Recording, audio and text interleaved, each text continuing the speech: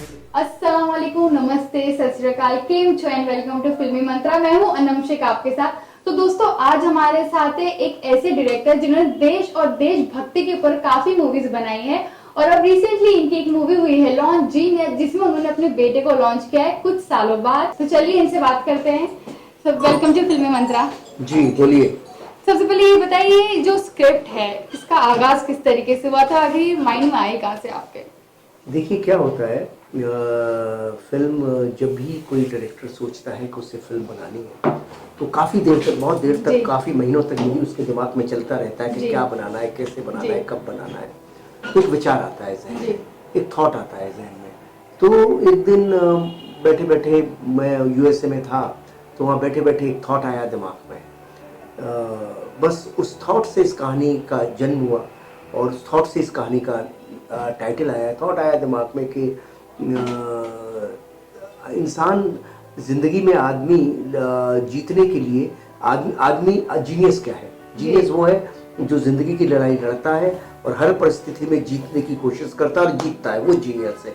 तो बस ये ख्याल जब दिमाग में आया तो वहाँ से लगा कि ऐसी कोई एक फिल्म बनानी चाहिए, कोई एक जीनियस किरदार की, जो कि ज़िंदगी में लड़ाई लड़े और हर परिस्थिति में लड़ाई को जीते, ताकि एक इंस्पिरेशनल भी हो लोगों के लिए। और एक यंग लड़के की फिल्म बनानी चाहिए, क्योंकि हमारे यहाँ जितने भी हीरोज़ हैं, incidentally they are not very young right now. जब आए थे तब यंग थे।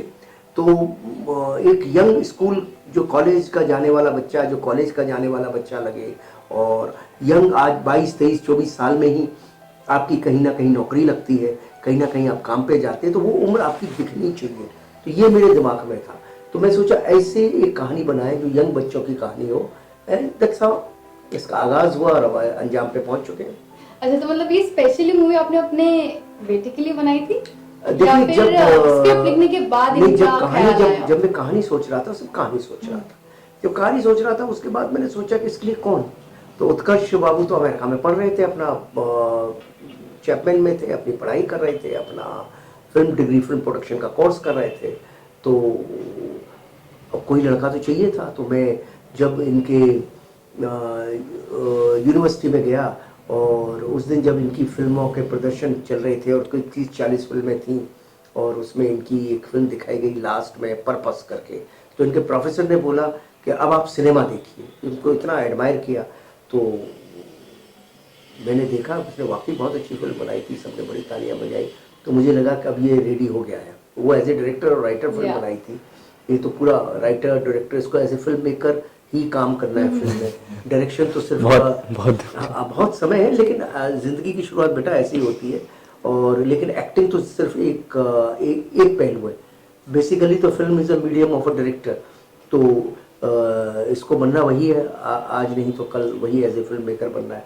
तो बात समझ आ गई थी कि भाई इसको अभी लॉन्च किया जाए। और एज ए फादर भी एक जिम्मेदारी होती है, जब आपका बेटा बड़ा होता है तो आप चाहते हैं कि उसको कामकाज दिया जाए, कामकाज किया जाए उसके साथ। हर पिता की, जो भी यहाँ मुझे सुन भी रहे हैं, और उनके पिताओं की भी यही जिम्मेदारी होगी। जो पिता भी सुन रहे हैं वो भी जानते हैं, जो बेटे जानते हैं वो भी जानते हैं। ओके, उत्कर्ष आप बताइए, जब आपके डैडी ने आपको स्क्रिप्ट के बारे में बताया तो आपको सबसे बेहतरीन चीज़ क्या लगी?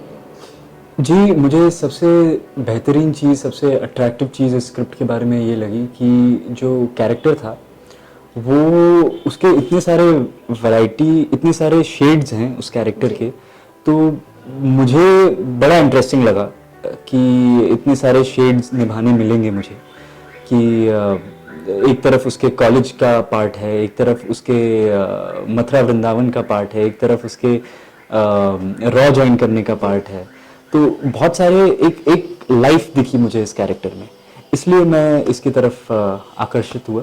ओके, इशिता जी, हम आपसे जानना चाहेंगे, जैसे कि आपने तमिल मूवीज भी की है, मलयालम भी की है और अब आप हिंदी भी कर रही है, तो जब आपको इस स्क्रिप्ट के बारे में बताएगा तो आपका आपके रोल का सबसे बेस्ट पार्ट कौन सा लगा? Well, just like how Utkarsh mentioned, हमारे character it like grows throughout the movie. So it's like from IIT and then there's like a transition and we grow. So of course that gives the capability to us to showcase the different types of the roles we can play and just show the growth between us. So that's one thing. And this movie has like a lot of masala basically. Like there's like love story, there's a romance, and then there's action, there's thriller, there's suspense. So of course it's a movie that I would definitely go and watch. So that's what I found interesting. Okay Anil ji, मैं आपसे जानना चाहूंगी, जैसे आपने आधे से ज्यादा movie देश और देशभक्ति के ऊपर लिखी है, तो अब ये जो जीनियस है ये थोड़ी डिफरेंट लग रही है, तो ये थोड़ा सा लेवल अलग हो गया था आपके डिफरेंट लिए? आपको टेलर देख के लगी? जी जो गाने सुन के लगी आपको तेरा फितूर? नहीं, मतलब थोड़ी देशभक्ति से थोड़ी अलग देखिए, है। ऐसा है, देशभक्ति से तो जो देशभक्ति जो है वो तो बहुत बढ़िया भक्ति होती है, वो तो जी। होती रहनी चाहिए, हर आदमी में होनी जी। चाहिए और फिल्म में भी होनी चाहिए। लेकिन जितनी इस फिल्म में, क्योंकि यंग बच्चों की फिल्म जी। है तो यूथफुल काफ़ी है, तो यंग कॉलेज IIT ये सब कुछ काफ़ी है इस फिल्म में। और जहाँ जब ये रॉ ज्वाइन करता है और जब वहाँ से जो कहानी जो शुरू होती है, तो वहाँ जितनी डोज ऑफ रिक्वायरमेंट है देशभक्ति की जो आज के यंग लड़कों में जैसे होती है, आज के यंग लड़के बहुत ज़्यादा दिखते नहीं है कि बहुत ज़्यादा कमिटेड है, मगर बहुत ज़्यादा कमिटेड है कंट्री के जी। लिए। बाहर से नहीं दिखते, बाहर से मौज मस्ती में रहते जी, जी। हैं, लेकिन एक्चुअली अंदर से बहुत सिंसियर हैं और बहुत गहराई से सोचते हैं अपने कंट्री के बारे में, बहुत ज़्यादा अच्छा सोचते हैं। तो उसी तरह का ये किरदार है जो बाहर से शायद उतना नहीं दिखता, लेकिन अंदर से उसके अंदर बहुत सारा देश के लिए प्रेम है, और जहाँ ज़रूरत है वहाँ देश का प्रेम दिखेगा, जहाँ ज़रूरत है पर्सनल प्रेम दिखेगा, जहाँ ज़रूरत है किरदार की वहाँ वो चीज़ फिल्म में दिखती है। अच्छा, उत्कर्ष अगर हम बात जी। करें 2001 में आपने गदर की थी, उसके बाद डायरेक्टली 2018 में करे, तो कितना नर्वस है और कितना प्रेशर आपके ऊपर इस मूवी को लेके? जी, एक्साइटमेंट है मैं कहूँगा, और ये पिक्चर तो मतलब कभी ना कभी तो आना ही था फिल्म लाइन में, तो अब इससे शुरुआत हुई है तो मैं बहुत प्राउड फील करता हूँ एंड बहुत ब्लेस्ड फील करता हूँ। तो बस एक्साइटमेंट ही एक्साइटमेंट है और कुछ। इस मूवी में काफी एक्शन सीन्स है, जी। तो उसके बारे में आपने कुछ प्रिपरेशन की थी? जी, जब ये कैरेक्टर लिखा गया था तो इसमें पहले से ही पता था कि एक्शन होने वाला है। एक सर्टेन एज का कैरेक्टर है क्योंकि वो 22-23 साल का ही है, और क्योंकि वो इतना जीनियस है उसको जल्दी भर्ती कर लिया गया रॉ में वगैरह। नेचुरल है, जो इंटेलिजेंट लोग होते हैं वो जल्दी प्रोग्रेस करते हैं थोड़ा लाइफ में। तो उस साल की का उम्र मेंटेन करते हुए, उस साल की फिजिकलिटी, वॉइस वगैरह सब मेंटेन करते हुए मैंने कोशिश की है कि इसके जो एक्शन भी लगे थोड़ा सा उस एज ग्रुप का ही लगे। एंड तो इसके लिए काफ़ी प्रैक्टिस की थी। हमारे जो एक्शन मास्टर हैं अब्बास अली मुगल सर, उनके साथ काफ़ी कोरियोग्राफी प्रैक्टिस की थी हमने, तो कई चीज़ हम प्रिपेयर करके ही गए थे। जी, और अनिल जी इसमें नवाजुद्दीन सिद्दीकी भी है, तो उनका रोल काफी अलग है और नेगेटिव है, तो आपने नवाजुद्दीन सिद्दीकी को ही क्यों चूज किया था उस रोल के नवाजुद्दीन लिए? सिद्दीकी को आप एक तरह से नेगेटिव नहीं कह सकते, एक करेक्टर है जी, जो कि अपोजिट फोर्स है। या आज के ज़माने में नेगेटिव पॉजिटिव नहीं होता है, दो फोर्सेस होती हैं। It's a between a fight between two genius. दो जीनियस एक दूसरे के खिलाफ है, एक उत्कर्ष जो वासुदेव शास्त्री है और एक नवाजुद्दीन है जो है MRS, जो उनका किरदार का नाम है, और जो अपने आप में बहुत बड़े जीनियस है। इन दोनों के बीच की लड़ाई है, it's a fight, it's a clash between two genius. तो डेफिनेटली एक जीनियस इंटेलिजेंट एक्टर आज के टाइम में नवाजुद्दीन से बेहतर कौन हो सकता है। तो आदमी जब फिल्म बनाता है तो बेस्ट चुनने की कोशिश करता है, ऐसा नहीं दूसरे भी बहुत हैं, लेकिन बेस्ट मुझे यही लगते हैं और पब्लिक को भी आजकल बहुत लगते हैं ये। तो जब मुझे लगा कि ये राइट है इस पिक्चर के लिए, और फिर हमने उनको अप्रोच की तो he was very good, and उन्होंने कहानी सुनी फिर उत्कर्ष से मिले और उनको सब कुछ बहुत अच्छा लगा, एंड फाइनली थॉरो जेंटलमैन उन्होंने हाँ कर दी और जीनियस की टीम का हिस्सा बन गए। अच्छा, अगर हम बात करें लोकेशन की और एक्शन सीन की, काफी डिफरेंट और अच्छे लेवल पर है, तो लोकेशन आपने कहाँ चूज की थी? लोकेशन इस फिल्म की कमाल की बात है कि 4 महीने में हमने 14 सिटियों में शूटिंग की जी, और मैंने कभी ऐसा नहीं किया, मेरी फिल्मों में कभी ऐसा नहीं हुआ कि 4 महीने में मैंने कभी कोई फिल्म कंप्लीट नहीं की। और 14 सिटीज, मतलब हम 7 दिन यहाँ शूटिंग करते थे, फिर अपना बोरिया बिस्तर बांधते थे, मथुरा, वृंदावन, रुड़की, मसूरी, देहरादून, नासिक, पूना, मॉरिशस, इंदौर, सिटीज़ आप दिल्ली गिनते चले जाइए, सिटीज़ ख़त्म नहीं हो रही है। 14 सिटीज़ इन 4 मंथ। तो यहाँ ख़त्म करते थे, बोरिया बिस्तर बांधते थे। काफी डिफिकल्ट हुआ it was fun, it was thrilling, it was मज़ा आ रहा था। जब आप फिल्म कोई काम जब आप करते हैं, जो काम आपको बहुत पसंद आता हो, तो आपको बहुत उसमें थकान नहीं होती, उसमें बल्कि एनर्जी मिलती रहती है। तो अभी भी लग रहा है यार शूटिंग अब क्यों नहीं हो रही है, बड़ा वो जो सारी दिवाली जी। दिवाली के दिन तब हमने शूटिंग, दिवाली, न्यू ईयर, कितने सारे, होली, सारे त्योहार इस फिल्म में गुजरे। अच्छा उत्कर्ष, मैं आपसे जानूंगी, आपके फादर इस मूवी के जी। डायरेक्टर थे, तो कभी ऐसा कुछ सीन जो आप नहीं कर पा रहे हो और उस टाइम पे डर लगा और आपके फादर ने चिल्लाया हो, फिर साथ में एक मोटिवेशन भी दिया हो?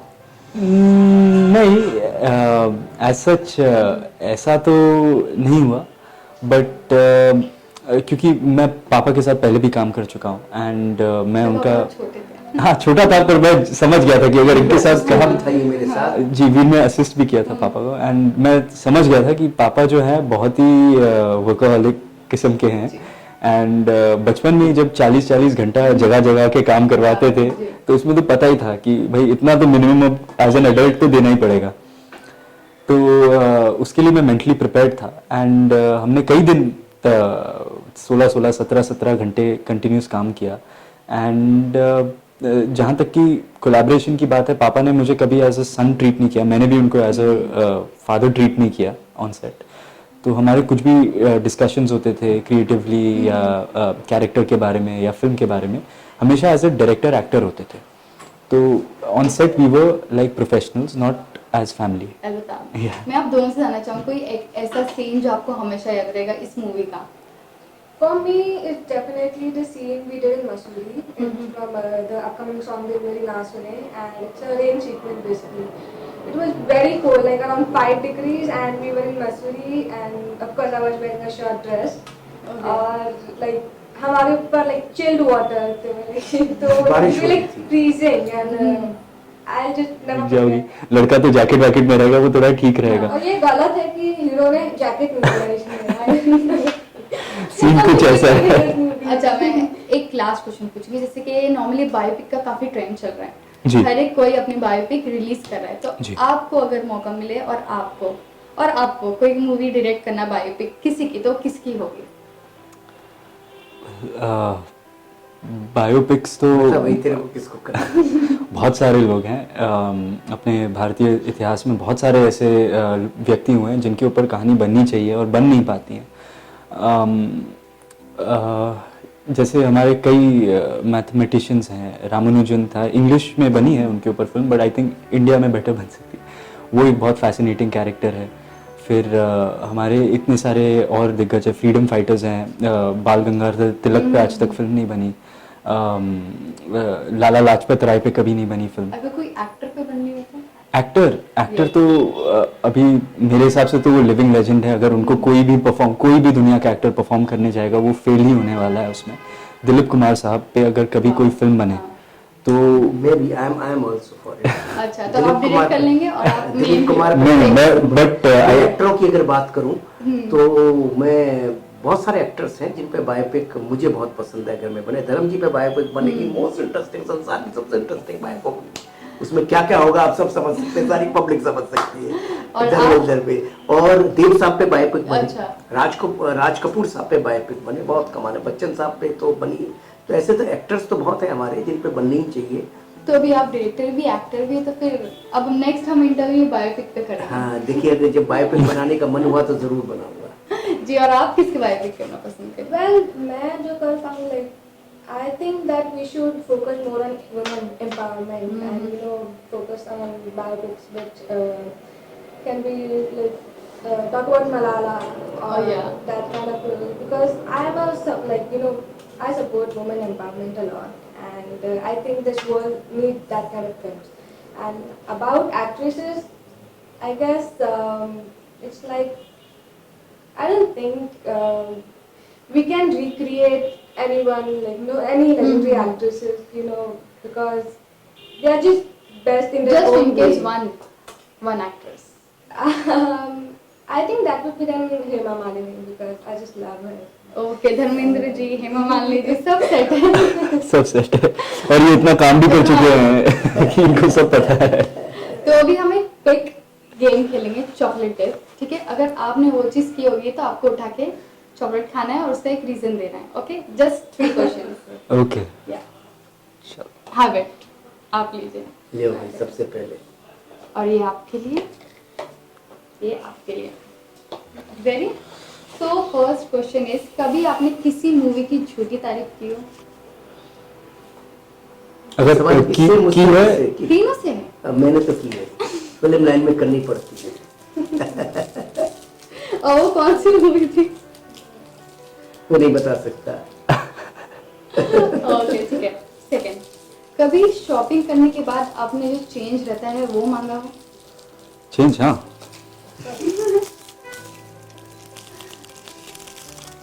ओके, आपने भी मांगा और आपने भी मांगा। मांग समझ भी है।